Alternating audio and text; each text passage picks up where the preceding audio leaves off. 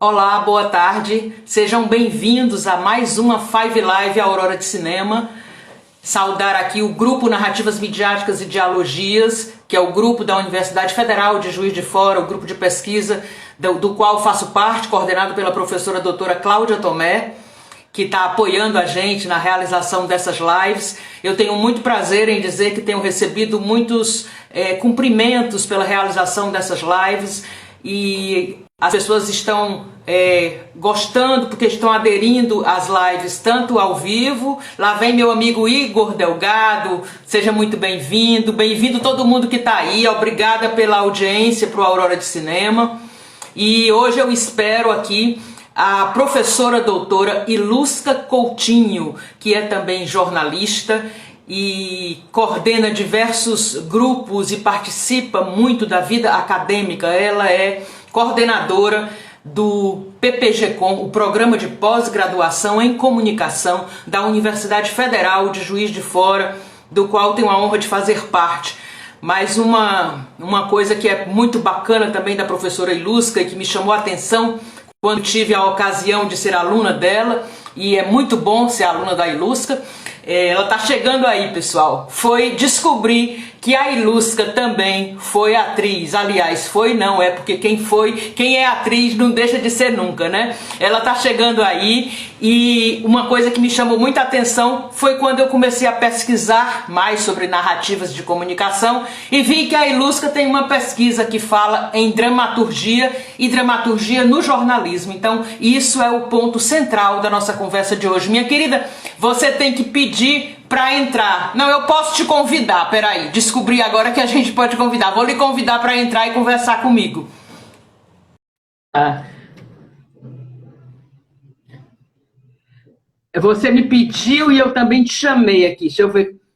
Isso, lá vem ela, pessoal. Boa tarde. Minha Ei, querida, boa seja tarde. bem-vinda. Tudo bom? E vou ver se eu resolvo essa contraluz aqui. Deixa eu ver aqui, deixa É, eu ver se tá, eu consigo mudar aqui o lugar. tá certo. A Ilusca tem uma biblioteca adorável, pessoal, invejável. E melhorou um pouquinho, mas se você ainda. Isso, escurecer um pouquinho mais, vai melhorar. Pronto. E eu quero de antemão agradecer muito a ela, porque não é todo dia que a gente consegue falar com a coordenadora de pós-graduação, que tem a atividade que a Ilusca tem. Ela está acabando de sair de uma outra reunião para vir agora conversar conosco. Muito prazer, Ilusca. Muito obrigada por ter aceitado o convite, viu? Obrigada, Aurora. É um prazer estar aqui conversando com você. Aliás, com você e com vocês, né? Na verdade, conversar é uma das coisas que a gente mais gosta, né? De estar conversando, porque acho que por meio da conversa e do diálogo que a gente consegue ampliar os nossos horizontes, né? Pois é, Ilusca. E você é capixaba, está em Juiz de Fora, né? Você fez a faculdade de comunicação lá na UFES, né?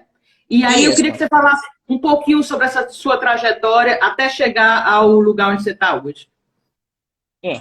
Então, a minha formação em jornalismo, né, foi no Espírito Santo, na Federal do Espírito Santo, e você falou, vi você falando antes, né, da minha atuação como atriz aí, Aham. foi um dos resultados também do meu ensino médio, né, eu fiz o ensino médio técnico, na Escola Técnica Federal do Espírito Santo, agora é IFE, Espírito Santo, mas na época, a escola, apesar de ser uma escola técnica, tem uma ampla infraestrutura também de cultura e de vários outros grupos, outras possibilidades. Eu fiz teatro na escola técnica, fiz parte do grupo IANTE lá, coordenado pela professora Leda Brambati Carvalhin, e além disso também a própria escola oferecia um esquema de dicção, então a escola era bastante preparada. Pensava em trabalhar em curso técnico, mas pensava na formação integral do ser humano, né? E Aham. aí, de lá da escola técnica, eu saí para poder fazer a minha formação em graduação em jornalismo na Federal do Espírito Santo. Já fiz iniciação científica, fui quando abriu a iniciação científica da Universidade Federal do Espírito Santo, eu logo fui da primeira leva de bolsistas de iniciação científica. E então já tinha interesse de fazer, né, para a área acadêmica, muito inspirada por uma tia minha, que era professora universitária, da área de serviço social, já falecida, e mas também que eu gostava muito da prática. Então, terminei a minha faculdade já trabalhando na TV Tribuna, né, a do Espírito Santo afiliado do SBT, e, e acabei adiando um bocado o projeto de fazer mestrado por conta dessa experiência profissional bastante intensa em televisão, que é algo também muito apaixonante. Então, comecei a partir da TV, numa possibilidade de desenvolver também um trabalho de TV em Brasília. Fui para Brasília para fazer o meu mestrado lá, que era o meu projeto, né, na área de jornalismo político. Então, eu fiz o meu mestrado na UNB, com orientação do professor Carlos Chagas, né, que é uma pessoa maravilhosa, era uma pessoa, é ainda, né, que continua sendo em outro plano, mas continua sendo uma pessoa maravilhosa, e também trabalhando como repórter, apresentadora, editora da TV Tribuna, implantando um programa lá em Brasília, chamado Brasília na Tribuna. Era produzido em Brasília e veiculado no Espírito Santo. Nessa época também, ao fazer o mestrado, minhas orientações eram dentro da estrutura da TV Manchete. O professor Carlos Chagas era diretor de jornalismo da TV Manchete, também conhecia esse outro ambiente lá. Voltei para o Espírito Santo e comecei, então, na docência, numa faculdade particular no Espírito Santo, a FAESA, e na FAESA ainda fui fazer minha formação em doutorado. Eu fiz um doutorado na Universidade Metodista de São Paulo, que na época oferecia uma possibilidade de a gente ter aulas quinzenais. As aulas do doutorado eram quinzenais. Então, dava aula na FAESA, pegava o ônibus, ia para São Paulo, assistia minhas aulas, voltava para minhas aulas na FAESA. E depois, quando eu estava no início, né, no primeiro semestre do doutorado, saiu uma bolsa, também foi a primeira bolsa de doutorado da Metodista. A Metodista estava implantando seu doutorado, tinha pouco tempo, né? E foi então que a Metodista conseguiu ter bolsas do CNPq para doutorado. Aí me tornei bolsista e fixei residência em São Paulo por um período, de onde saí para fazer meu doutorado de sanduíche. Eu fiz parte da minha pesquisa de doutorado em Nova York, né? Com a orientação, né, lá do professor James Carey, que trabalhou junto com a minha orientadora, né, a professora Sandra Reimão, quem tem muito carinho também. Então, fui muito, muito beneficiada por ter orientadores muito generosos, tanto no meu mestrado, quanto no meu doutorado, e também na pesquisa do sanduíche. Aprendi muito com os meus orientadores, não apenas conhecimento acadêmico, profissional, mas também da maneira de como agir, assim, tento ser um pouquinho generosa, como eles sempre foram comigo.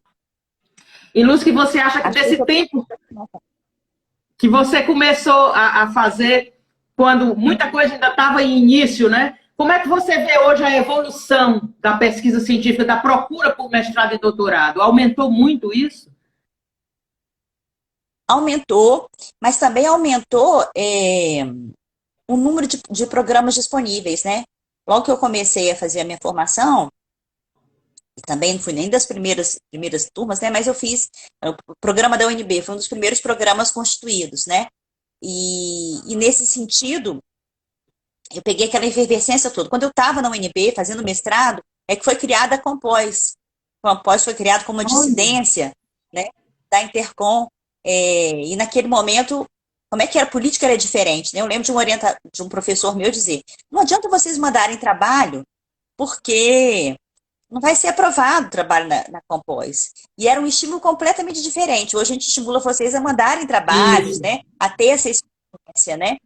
Acreditando que esse processo de mandar trabalho não é só para quem já está consolidado, mas é parte do processo de formação de pesquisadores, né? E essa orientação que eu recebi lá no mestrado era diferente do que eu tinha vivenciado na graduação, né? Na graduação eu apresentei um trabalho como iniciação científica ainda. Meu trabalho que eu apresentei foi em 92, na iniciação científica, né, apresentando os trabalhos da minha pesquisa lá de C. Então, há uma mudança também na política dos próprios programas de pós-graduação, entendendo que é por meio de um envio de trabalhos, desse amadurecimento, né, que a gente consegue também consolidar e melhorar a pesquisa. Os próprios programas foram mudando, né, acho que se tornaram um pouco mais inclusivos, né, antes era uma coisa assim, a pós-graduação era para poucos, acho que a própria concepção dos professores de programa, né, era como se fosse um lugar muito de pedestal, né, longe da realidade das pessoas. Acho que esse exercício de aproximação da pós-graduação da realidade das pessoas é algo muito positivo, E acho que isso também explica o aumento da procura pelos programas de pós-graduação, né? Por que também aumenta a procura? Porque a própria realidade se torna mais complexa. Então, em determinados momentos, a gente precisa do ambiente da pós-graduação para fazer aquele salto. Penso assim, que a graduação é o momento da gente aprender um fazer, né? O momento da prática, de dominar uma profissão, conhecer conhecimento, né? Conhecer um campo de conhecimento específico bem fechado, né? As suas práticas, claro, também associado a teorias que justificam essas práticas. Mas o campo da graduação é basicamente um saber fazer, que a gente entra em contato. No meu caso, especificamente com jornalismo.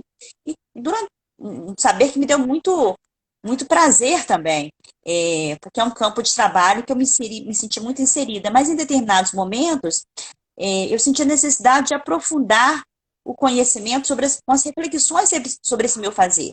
Aí acho que esse momento de refletir sobre o fazer e como aquele fazer se encaixa no mundo, como ele se torna conhecimento mais geral, não conhecimento apenas do campo, conhecimento da realidade mais imediata, né, que é o tipo de conhecimento que o jornalismo oferece, é que me levou para a pós-graduação. Acho que esse tipo de busca, que eu estou aqui individualizando, né, também começou a cometer várias pessoas, porque o mundo ficou mais complexo. E nessa busca por entender um mundo mais complexo, as pós-graduações foram sendo mais demandadas e mais programas de pós-graduação foram criados. E a sua tese, que é uma coisa interessantíssima, fala sobre a dramaturgia, né, do telejornalismo. E aí volta aquela coisa da atriz, que você nunca deixou de ser, porque você tem esse olhar para o mundo de enxergar as coisas pela dramaturgia. Tanto é, aprova a sua tese, né? Então eu queria que você falasse um pouco sobre isso. Você disse que a televisão, ela de repente, além dela prender muita atenção da gente pelo olhar e pelo ouvir, ela também prende muito pelas mensagens. Eu queria que você falasse um pouco sobre isso. Sim. O que me levou a fazer uma pesquisa sobre televisão, basicamente sobre a dramaturgia do telejornalismo? Foi também uma demanda que surgiu a partir da minha prática profissional, quando comecei a dar aula de televisão, de telejornalismo. Isso porque, assim, a minha pesquisa de mestrado, a minha pesquisa da graduação tinham sido na área de jornalismo impresso, na interface entre jornalismo e política, que era o que então me interessava mais. Mas a minha prática profissional foi mais no campo de televisão. Então, naturalmente, na hora que comecei a dar aula, também o campo do telejornalismo foi um campo que eu comecei a ser acionada para procurar produzir conhecimento, né, junto com os alunos. E aí, ao falar com os meus alunos, como explicar por que as notícias de televisão precisavam ser daquela maneira? E aí, claro, a gente vai buscar as referências, os materiais, né, livros para poder falar com os meus alunos e explicar por que fazer dessa maneira. E, nesse sentido, eu senti uma carência, como professora de telejornalismo, de referências para explicar aos meus alunos, porque eu tinha acesso a materiais de cunho muito de manual. Faça desse jeito, assim, assim. Uhum. Mas por que fazer desse jeito? E aí eu fui em busca de uma espécie de uma teoria do jornalismo de televisão. Isso me levou ao doutorado, né? E eu comecei a pesquisar o que chamava-se de Bloco das 8, o horário nobre. Eu queria pesquisar telejornal e telenovela.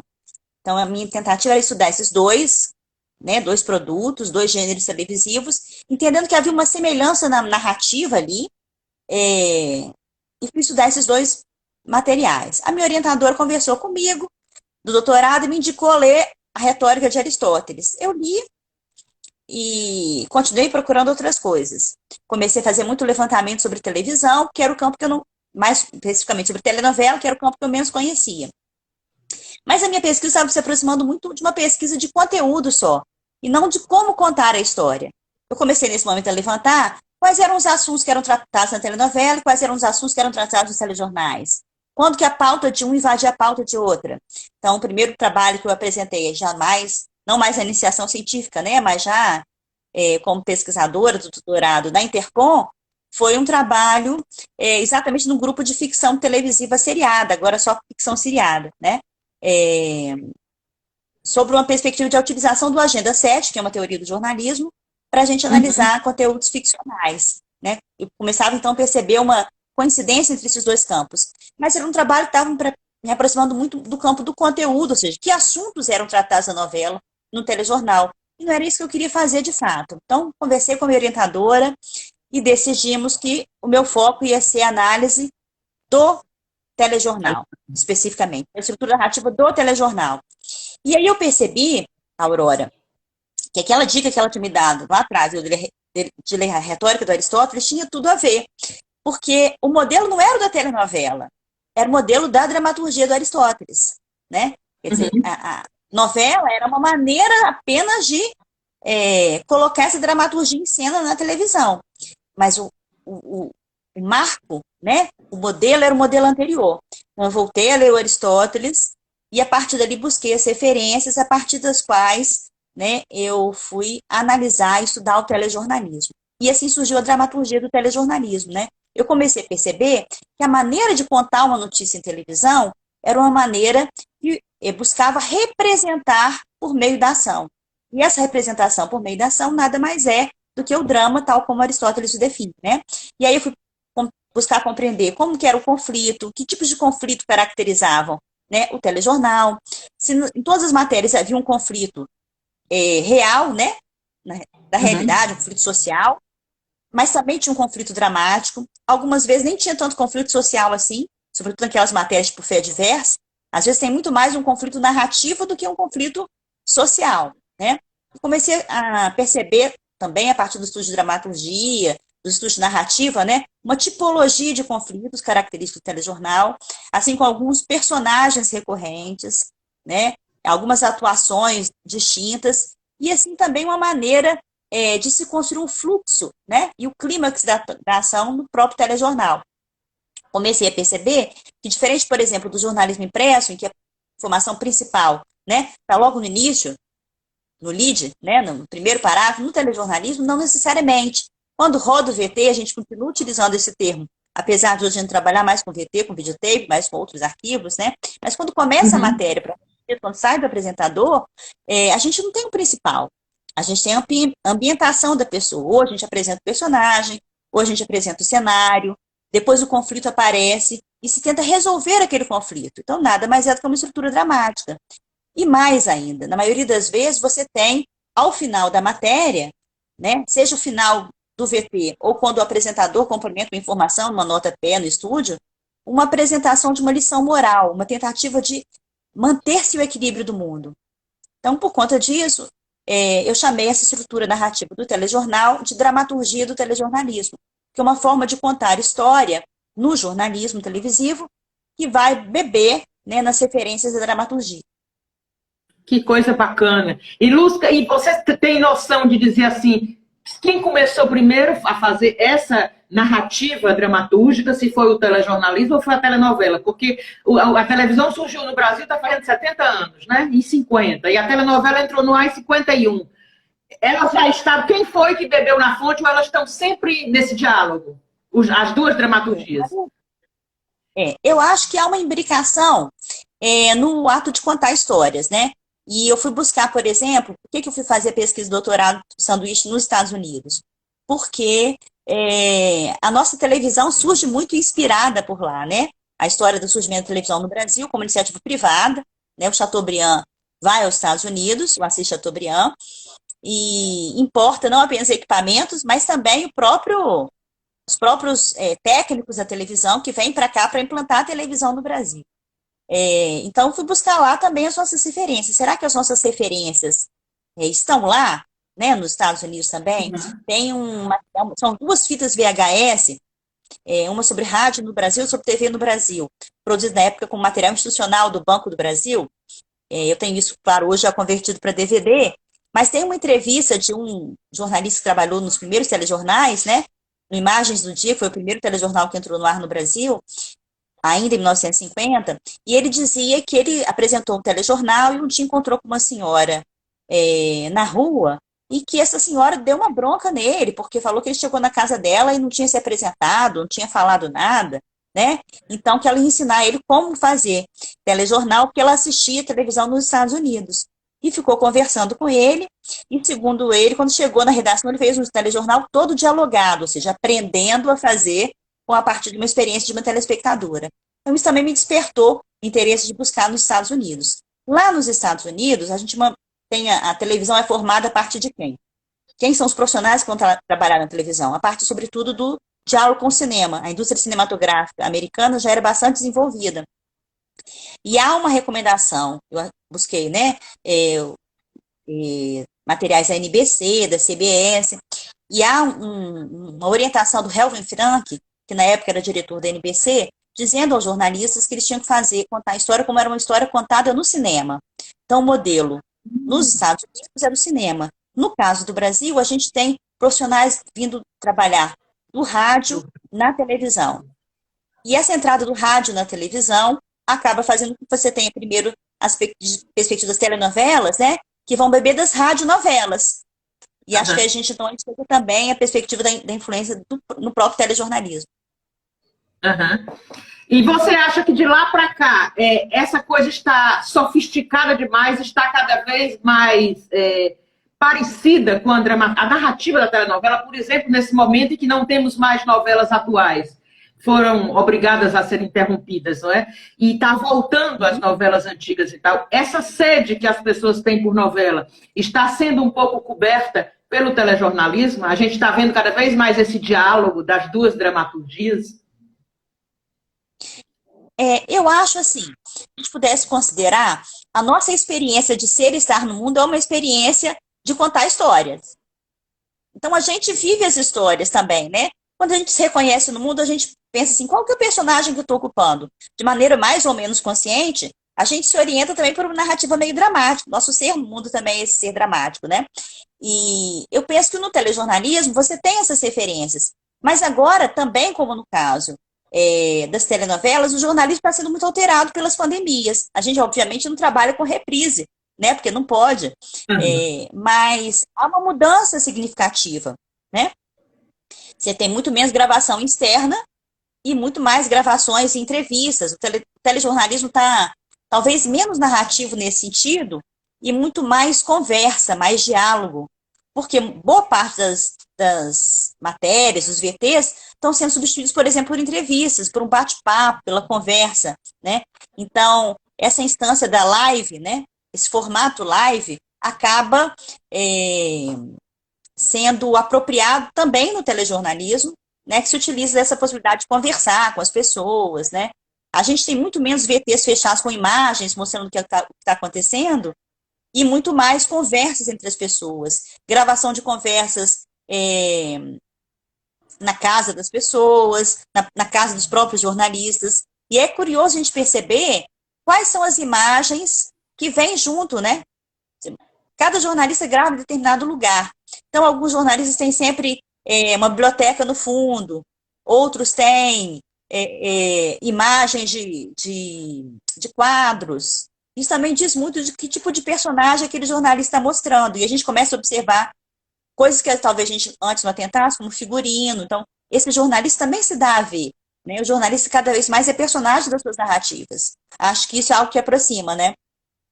Mas eu acho que o tipo de características que o jornalismo propõe e que a telenovela também propõe são muito diferentes, né? Porque o jornalismo ele busca o tempo todo reforçar esse nosso vínculo com a realidade, com o mundo concreto, ainda que por meio de uma maneira de contar que pode ser associada, né, a uma maneira ficcional, né? Na verdade, nada mais é que uma maneira dramática. No caso da telenovela, esse retorno no tempo, né? A gente está vendo novelas antigas, de certa maneira, isso resolve o problema. A exibição do arquivo, né? Resolve um problema de não ter produção, mas, por outro lado, também nos indica uma continuidade, ou seja, eu já passei por aquilo e eu estou hoje no presente. É quase como se fosse uma meta-mensagem sendo dita assim, ó, vocês também vão passar por isso e daqui a pouco o novo também virá, né? Acho que é uma maneira meio que esperançosa de ver, né? Saber que, assim como aquelas novelas passaram, também a pandemia vai passar, também a gente vai se encontrar, também haverá novas novelas, novas imagens. E você crê que esse formato de lives e dessas várias telas que estão sendo usadas, tanto por quem está em casa, como a gente que é jornalista e está arranjando outra forma de trabalhar, a própria televisão está se valendo disso, o programa Conversa com o Bial está fazendo várias telas, né? Os artistas da música, você acha que isso veio para ficar, mesmo depois da pandemia, vão ficar essas linguagens por outras telas? Eu acho que cada vez mais essa experiência multitelas é algo que vai nos caracterizar. O que vai ficar, o que vai permanecer, eu não tenho segurança ainda. É possível que, num primeiro momento, a gente fique com saudade daquele momento mais complexo, de mais efeito da televisão, de ver horizontes mais amplos. Porque, de certa maneira, essa perspectiva da live nos propõe enquadramentos muito fechados, né? Eu e você, por exemplo, estamos aqui num primeiro plano, né? Um plano fechadinho. Tem hora que a gente sente falta, como diria o Drauzio Varela, né? Ai, que saudade, minha filha, né? Ai, que saudade, minha filha, de um plano geral, né? De um plano conjunto, de ver horizontes mais abertos. A gente está tão fechado dentro de casa, talvez a gente queira ver mais plano geral, que a gente não tem, né? Acho que a gente sente falta disso também com a nossa experiência de telespectador. Mas isso é só achismo, Aurora. Eu tenho dificuldade de prever, assim, a perspectiva de futurologia, né? Como é que vai ser. A minha expectativa como telespectadora é que a gente tenha uma multiplicidade de ofertas, que as lives permaneçam, mas talvez não tão centrais, mas como uma alternativa possível. Não sei se eu falo isso também na perspectiva de quem defende sempre mais pluralismo, né? De assuntos, de ideias, de formatos. Eu acho que a gente tem uma possibilidade de formatos diferentes conversando na televisão e em outras telas também. E com relação a este momento único em que o jornalismo está tão presente na nossa vida, inclusive nos indicando o que fazer diante dessa pandemia, ficar em casa, usar máscara, passar álcool gel, né? Repetindo a televisão insistentemente sobre isso. Você acha que finalmente o jornalismo chegou ao momento em que ele vai ser mais valorizado em detrimento da abjetas fake news? Olha, Aurora, eu não sei se eu acho ou se eu torço para que isso aconteça, né? A gente com certeza percebe uma retomada, né, na confiabilidade do jornalismo, no papel do jornalismo, por uma parcela da população. Outra parcela da população diz: não acredito no jornalismo. O que isso vai resultar é muito complicado ali na frente. Acho que, por exemplo, o fato de que a gente tem no Brasil uma situação em que os nossos índices, né, estão muito altos, também é resultado de um processo de descrença, né? Algumas pessoas colocam negacionista, não em relação apenas à ciência, mas em relação às informações verídicas que divulgam, né? Informação não é questão de acreditar ou não acreditar, eu concordo ou não concordo. Não é questão de concordar, são evidências. O jornalismo é construído a partir de evidências. Essas evidências nos aproximam da realidade e diminuem as nossas incertezas. Esse é o lugar do jornalismo, de reduzir as incertezas. Tem muitas informações circulando, mas são aquelas com maior grau de certeza.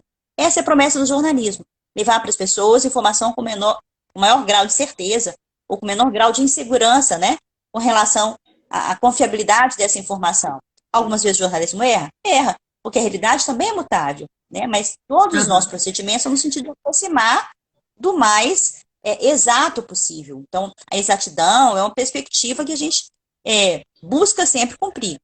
O problema todo é que algumas vezes as pessoas esquecem que o jornalismo não é só o formato.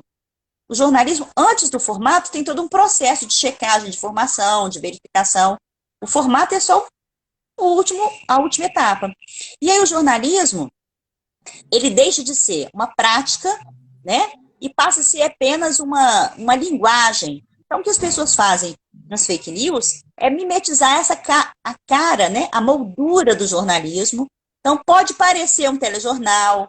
Então, eu faço um jornal, né, parecido, utilizando uma manchete, né, que é uma estratégia do jornalismo.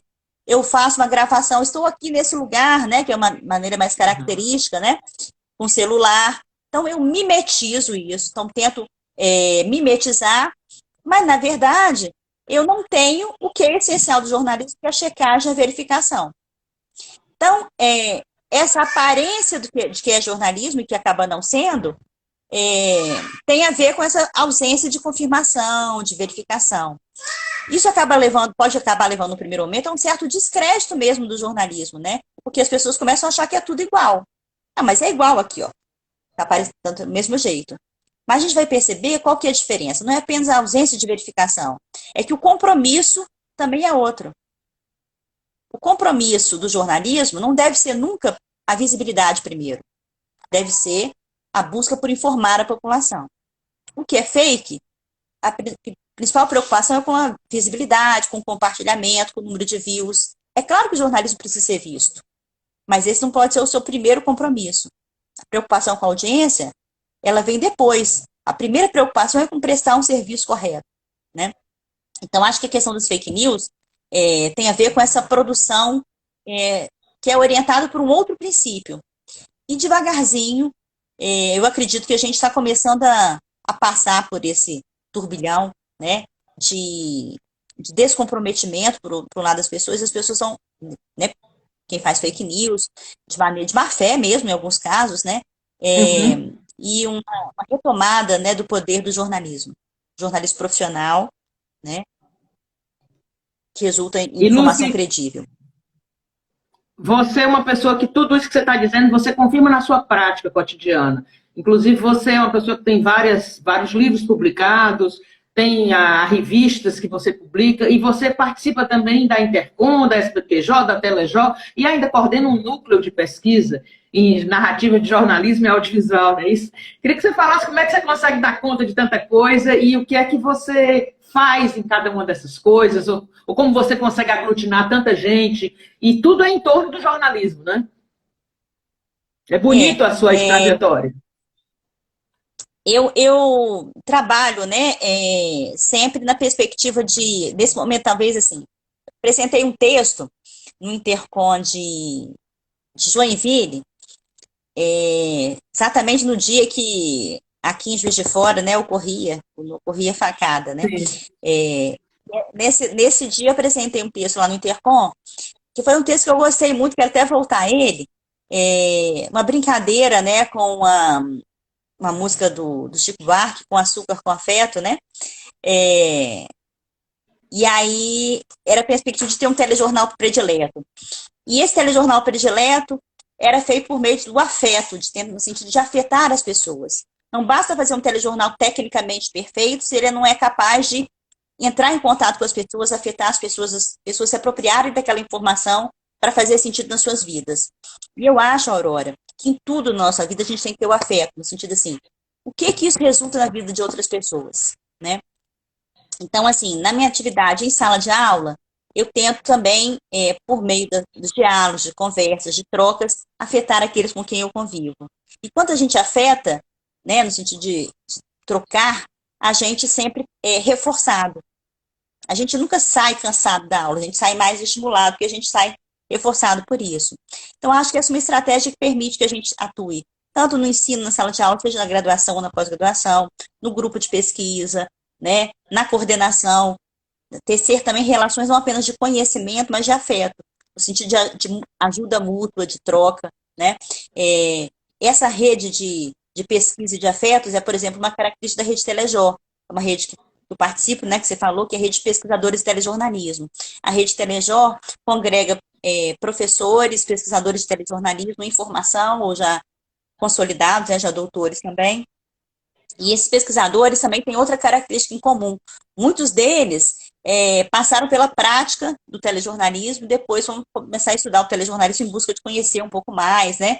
E não apenas de conhecer um pouco mais, mas por meio do estudo também oferecer indícios, dicas para a própria melhoria do telejornalismo. Porque a gente estuda o telejornalismo na perspectiva de transformá-lo, né? Sempre para melhor e também de beber parte do que ele é feito. É uma coisa meio circular, de certa forma.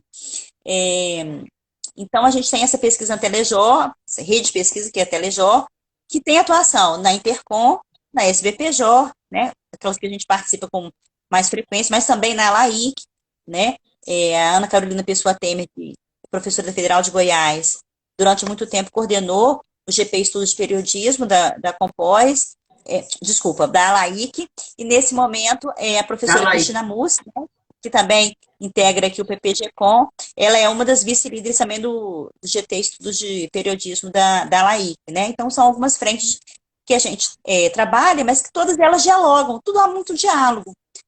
E esse diálogo também feito sempre em parceria, acaba sendo muito produtivo. No grupo de pesquisa, é o núcleo de jornalismo audiovisual, né? A gente, nesse momento, tenta fazer essa associação entre jornalismo e audiovisual. Mas não necessariamente tudo passa pelo jornalismo. Tem alguns trabalhos que são menos jornalismo, mais, por exemplo, telenovela. Eu trabalho, por exemplo, da Bárbara Torissu, né? Que estuda a personagem Elisabetta, né? Numa telenovela Orgulho, Paixão, Olha, né? E aí ela estuda como que a Elisabetta é uma personagem à frente do seu tempo, naquele momento, né? e como que isso acontece numa novela das 18 horas, que supostamente tem um padrão. Então, é uma perspectiva de estudar isso também por meio da dramaturgia, né? E das referências da dramaturgia para a nossa realidade, porque a gente achar que dramaturgia é algo é, que nos leva para um mundo só ficcional, Aham. distante, é uma maneira equivocada de entender a dramaturgia. A dramaturgia ela também só faz sentido à medida em que ela nos afeta. Então, mesmo aquela telenovela de época, tem algo para nos dizer. Ela é dita num tempo, né, que é um tempo da ficção, né, ali, mas esse tempo da ficção dialoga com a gente o tempo todo na nossa realidade. A gente traz as referências da telenovela para a nossa realidade. Então, de certa maneira, apesar de ser um estudo sobre a telenovela, é um estudo da telenovela que dialoga com pessoas reais, né, uma mediação, para a gente utilizar uma expressão tão Carol Barbeiro, né, que também é feita a partir da sociedade, as temporalidades sociais, da retórica do contato, todas aquelas perspectivas que também no jornalismo são muito utilizadas. Não sei se E respondi. você respondeu sim, muito bem. Você também, uma coisa que você estuda bastante é o telejornalismo das redes públicas, né? Como é que está Isso. sendo essa pesquisa agora? Há muita diferença entre a rede pública da informação? Tem coisas que eu estou lhe perguntando que eu posso até já saber, mas eu estou perguntando para que outras pessoas que estejam ouvindo fiquem sabendo mais. Então, quando eu fiz a minha tese de doutorado, eu utilizei como objeto o telejornal mais antigo, com maior audiência, que é o Jornal Nacional. É o telejornal mais estudado ainda hoje, né, no Brasil, o Jornal Nacional. É, tem uma longa história, tem fases diferentes do JN, né? Mas ele é uma referência para gente.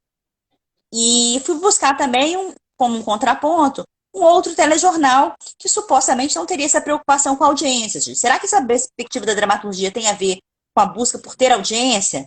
Ou deixar o final, o mais importante para o final, né? Para poder manter o público? Então, fui buscar um modelo de telejornalismo que não necessariamente teria essa demanda por audiência, então fui buscar uma emissora pública, a TV Cultura de São Paulo. Então, minha busca por estudar vem desde a época, né, do, do, Uhum. do doutorado, quando eu estudei também na TV Cultura, estrutura do telejornalismo de lá. E eu percebi na TV Cultura a mesma estrutura narrativa, né, do Jornal Nacional, ou seja, era a estrutura do telejornalismo, não era de uma emissora em particular, mas era do telejornalismo. E aí a maior ou menor utilização tem a ver com a quantidade de recursos que eram disponíveis, muito menores na emissora pública do que na emissora na Globo, né? Uhum. Mas a estrutura, o modelo era muito parecido, era o mesmo modelo. E aí, o que ficou de mais importante para mim naquele momento? É que na emissora pública, o que era diferente era o tipo de vínculo, né? Às vezes, o telejornalista da emissora pública fazia escolhas, até mesmo por essa dificuldade de produção, ao invés de cobrir tudo que o Jornal Nacional cobria, ele escolhia cobrir menos matérias, mas oferecia um tratamento um pouco mais aprofundado daquelas matérias. Isso também tem a ver com a própria ligação das emissoras públicas no nosso país com perspectiva educativa. Né? As emissoras públicas surgem no Brasil como emissoras educativas. Então, estava na espécie de DNA do telejornalismo público. Depois eu volto a estudar o telejornalismo público a partir de uma demanda que surge da sociedade, mais especificamente do Conselho Curador da EBC, da Empresa Brasil de Comunicação. Né? O Conselho Curador era uma estrutura que existia na EBC para poder fazer exatamente esse acompanhamento do telejornalismo, né? Não apenas do telejornalismo, acompanhamento da emissora, né? Das emissoras de rádio, emissoras de TV também. E o Conselho Curador entendia que ele precisava de contar com especialistas para poder fazer esse trabalho de acompanhamento. Então, naquele momento, celebrou várias parcerias. Celebrou uma parceria com o Federal do Ceará, por meio do professor Inês Sampaio, para analisar a programação infantil, como é que era a programação infantil da TV Brasil, com a Federal de Santa Catarina, para analisar a perspectiva da Agência Brasil, então, internet, como é que era essa perspectiva, com a NB para estudar as rádios, e aqui com o Juiz de Fora, com o FJF, para estudar a perspectiva do telejornalismo. A gente fez, então, esse estudo do telejornalismo DBC naquele momento, apontou algumas perspectivas que a gente achava importantes, em termos de carências, alguns pontos positivos, de novo parecia a figura do especialista com muita frequência, por conta também dessa tradição, né, de explicar. Uhum. Então, a TV pública é uma TV que queria muito explicar às pessoas, né, embora muitas vezes sem tantos recursos técnicos das emissoras comerciais, mas tinha esse vínculo com a explicação também, né, mantido no caso da EBC. Fizemos várias dicas, a gente teve reuniões com vários editores, né, de jornalismo da EBC, da TV Brasil especificamente, e foi um material bastante rico para a gente, porque a gente viu uma possibilidade de diálogo concreto. Algumas sugestões que a gente fez no relatório final, depois foram acolhidas, houve mudanças, né? Na época que a gente começou a estudar, o jornal da TV Brasil ele era veiculado a partir de 3 praças, você tinha Rio, São Paulo e Brasília. Então, a gente sugeriu, isso não era muito não era muito claro, que tipo de matéria entrava em cada um desses espaços, que identificação que era essa, quem estava falando, né? Então, a gente fez algumas recomendações, que boa parte dessas recomendações no relatório foram acolhidas, então a gente viu um impacto concreto da pesquisa na realidade. Só que a TV Brasil também foi se transformando a partir do tempo.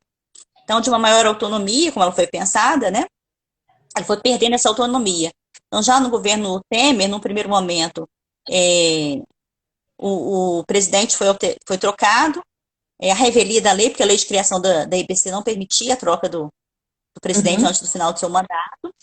Ele teve que voltar atrás, por decisão do STF, né? Então, o antigo presidente da EBC voltou a atuar, mas o antigo, né?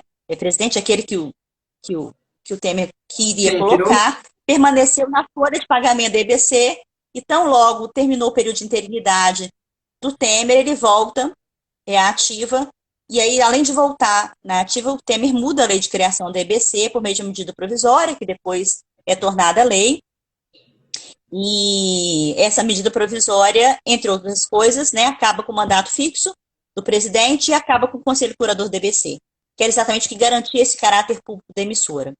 De lá para cá, a emissora vem perdendo esse lugar público. Foram vários casos, né, de denúncia de censura, né, de maior controle sobre os jornalistas, de perda de autonomia, de perda de independência, tudo aquilo que uma emissora pública devia fazer, né? Esse processo também foi tema, né, de pesquisa aqui no nosso grupo de pesquisa, né? Especificamente, deu resultado, teve como um dos seus resultados a dissertação de mestrado do Luiz Felipe Falcão, né, que agora doutorando também do PPG-Com, né, que analisou uma campanha que foi movida na internet, também fora dela. Ele analisou especificamente no Facebook a campanha em defesa da EBC e da comunicação pública, né, os vídeos dessa campanha. Foram 84 vídeos que ele analisou na época, né. E quando mudou o governo, aliás, já antes de mudar o governo, já durante a campanha, havia sempre uma promessa de extinção da EBC, que era uma TV que não adiantava para nada, não tinha necessidade, porque tem uma TV pública, a gente tem emissoras como o Globo e tal. Então, falava da não necessidade da emissora pública. E esse discurso também foi muitas vezes assumido pelo próprio presidente, Jair Bolsonaro. Quando ele assume, ele reforça essa perspectiva de extinção da EBC, mas depois que ele assume o governo, a EBC não é extinta formalmente, mas aquela EBC que existia, de certa maneira, foi extinta. É uma outra EBC que a gente tem. Inclusive, em abril, né, do ano passado, é lançada uma campanha, a nova EBC. Muda-se a logomarca, muda-se tudo, né, e ela passa a ser efetivamente uma emissora quase que estatal. Aliás, pior do que estatal, porque estatal também deveria ser de todos nós, né? Prestar contas da sociedade, né? Deve ser uma emissora para prestar contas para a sociedade. Isso não é feito, né? A gente tem muito mais uma TV como oficial. Um órgão de governo. Como órgão de governo. O fato de ser oficial não é problemático, mas o problema é ela ser utilizada para fazer proselitismo. Infelizmente, é esse o lugar da EBC hoje. Não é uma TV que faz crítica, não é uma TV que é incisiva, não é uma TV que defende o cidadão, como deveria ser o lugar da TV pública, né? É uma TV que defende o governo. Mas ela está só refletindo todo o resto que é este governo, né? Mas, minha querida, uma das críticas que se faz muito ao jornalista é que o jornalista é muito superficial. Ao contrário dos outros cientistas sociais, que são mais da leitura, que são mais da academia, da pesquisa científica.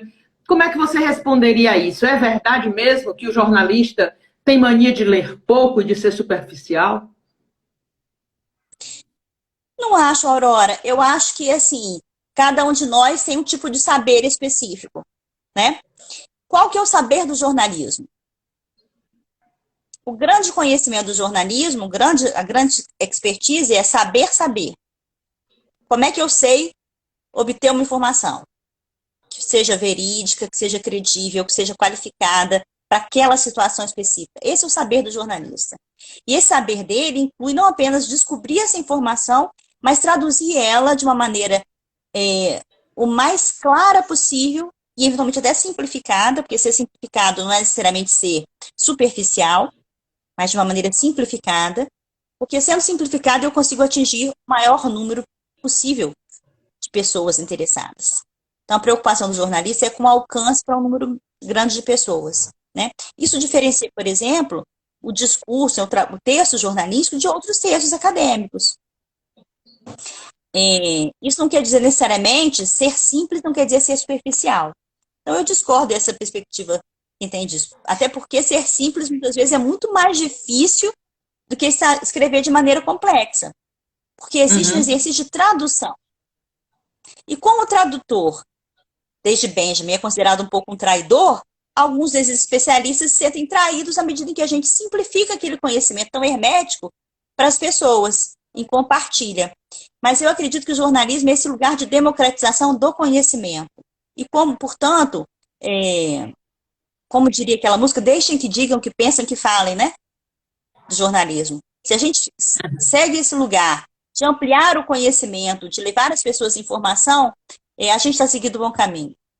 Eu acho que para isso a gente tem que ler mais, né, para poder saber como fazer essa tradução da maneira correta. É aquela história, para você quebrar as regras, você tem que sabê-las muito bem, né? Querida, Saber fazer as perguntas certas. Né? Hã? Saber fazer as perguntas certas, quem são as fontes corretas, como traduzir essa informação para uma maneira que mais pessoas entendam. Né? Como conseguir fazer o entrevistado falar também, né? Às vezes o entrevistado não gosta muito de falar, né? Mas para quem está ouvindo a gente, de repente tem um estudante aí, alguém querendo fazer jornalismo, está ouvindo a gente. O que é fundamental para a formação de um jornalista, de um repórter, sobretudo? O que é fundamental que o repórter tenha? Capacidade de escuta. E curiosidade, né? Porque, assim, desejo de saber, a gente poderia até chamar de várias outras maneiras, né?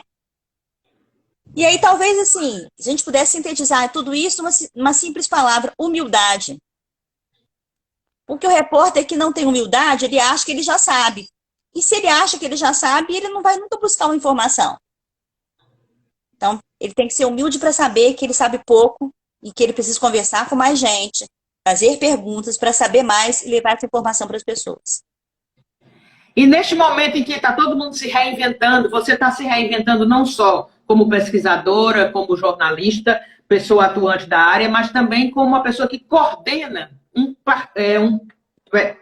PPG-Com, né, o Programa de Pesquisa em Pós-Graduação de uma universidade grande como é o FJF, né? Como é que tem sido isso? É muita demanda, é muito complicado de resolver de casa, Ilustra?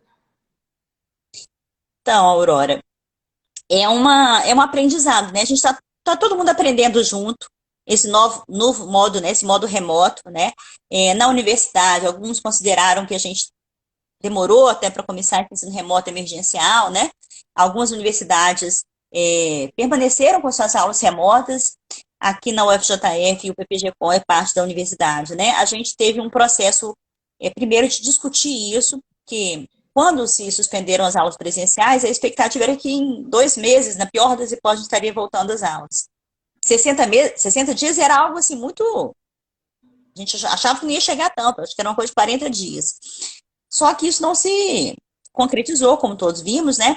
E a gente se viu forçada a pensar em algumas características, mas tentando garantir alguns princípios, a perspectiva da qualidade de ensino, da autonomia dos cursos e professores e da inclusão digital de todos. A gente pensar que a gente está na universidade pública já nos coloca em algumas características diferenciadas de universidades particulares. Além disso, a UFJF tem uma característica o fato de que vários estudantes vêm de fora da cidade. Então, nesse período de pandemia, muitos não estão nas suas casas em Juiz de Fora. Às vezes voltaram para casa de família, onde não tem um acesso à internet tão eficiente. Todas essas preocupações, né, estavam no nosso horizonte na hora de pensar o que oferecer, né, e como oferecer. Então, a gente acabou demorando um pouco para entrar na parte de atividade de aula, né, de sala de aula. O ensino remoto emergencial começou no PPG-Com no dia 20 de julho agora, né, 22, na verdade, a primeira aula, dia 20 começou o período letivo. Mas antes disso, a gente teve várias discussões, a gente fez levantamento junto aos nossos discentes, né, por meio de um formulário, para ver o que eles achavam, se eles achavam interessante ou não, né, a gente escutou os estudantes no que diz respeito a oferecer não uma disciplina concentrada, mas oferecer apenas uma disciplina por vez, se fosse de maneira mais intensiva, né? Então, a gente buscou se cercar de uma série de cuidados, ao mesmo tempo aprender como fazer isso. Mas se a sala de aula, né, de certa maneira, foi uma coisa ausente nesse primeiro momento, por outro lado, a gente reforçou muito discussão em grupo, reuniões de grupos de pesquisa online, vários eventos foram realizados, as lives que você faz, tem alguns grupos de pesquisa que fazem lives, é o caso, por exemplo, do Laboratório de Mídia Digital, LMD, também do Grupo de Pesquisa Comunicação, Identidade e Cidadania, né, do Conexões Expandidas, né, do Narrativas e Medialogias, então vários, né, o próprio Núcleo de Jornalismo Audiovisual, a gente está... Da Cristina Música, né? Isso. O Núcleo de Jornalismo Audiovisual também fez, né, a gente fez, por meio do observatório, os primeiros 30 dias, né, da pandemia, uma observação diária, gravando vídeos, analisando, né, a cobertura da mídia. A gente fez semanalmente o ciclo de estudos, que era uma atividade do nosso grupo que a gente fazia presencialmente, a gente transformou em ciclo de estudos remoto, né, com realização de ciclos de estudos semanais. Depois a gente fez também algumas outras possibilidades, porque a gente sentia falta também nesse período de pandemia tão árido, de um pouco de poesia nas nossas vidas. Então, a gente criou um evento chamado Sarau NJA, que é uma maneira de a gente ter também os nossos talentos, né? Então, poemas de participantes do grupo de pesquisa ou de outros autores revisitados por eles, né? Gravamos também vídeos nesse sentido. Então, temos trabalhado, é um período muito produtivo para a gente, em que a gente vai aprendendo e se auxiliando também nesse processo. Minha querida, eu tenho a impressão que daqui a pouco o nosso tempo acaba. Como eu não estou com relógio, eu vou conversar aqui com você, se de repente cortar, foi o Instagram, tá bom? Porque eu fui parar uma vez uma amiga minha, fiquei chateada que ainda tinha uns 2 minutinhos, eu perdi com ela. Então, vamos continuar. Deixa eu ver o que falta perguntar para você. Por exemplo, o seu livro, né? Eu não sei se você vai reeditar esse livro, porque eu estava procurando, né? Eu cito você, inclusive, no meu projeto de doutorado, mas o seu livro está esgotado. Esse é a dramaturgia do telejornalismo, né? O que é que você... Está esgotado. Você sente, em que momento, aquela ilustra que começou lá no Espírito Santo, em redação, da jornal, da tribuna e tal, em que momento ela aparece na sua vida acadêmica? Tem horas que você tem vontade de... Aquele artigo, esse artigo, se eu pudesse, eu estaria fazendo, era ao vivo a matéria e tal... Ou dá para equalizar bem as coisas? Não bate muito essa saudade da redação? Eu acho que é menos a redação, mais da rua, Aurora. No início do ano, eu comentei isso muito com os meus amigos do grupo de pesquisa, né? A gente falava isso. E o Jorge, né, que é meu marido, é professor também, ele um dia comentou com a Laura, falou, sua mãe está com vontade de ir para a rua, assim. Então, às vezes eu sinto falta do dia a dia, né, da rua, de fazer matéria e tal, isso, do contato com as pessoas, de escutar as pessoas. Acho que o jornalismo é uma coisa maravilhosa, porque ele nos oferece a possibilidade de ouvir histórias, conversar com as pessoas, né. E nesse momento, ainda mais, né, vontade de a gente ter saudade de conversar com as pessoas nas ruas, mas no ensino, a gente tem uma possibilidade também de fazer um pouco isso, né. Se a gente acredita que o ensino ele pode dialogar também com as atividades de extensão, né, de pesquisa, então a gente pode se aproximar das pessoas também nessa perspectiva. A gente se realiza também por meio da produção dos nossos alunos, né, e aí mata um pouco da saudade.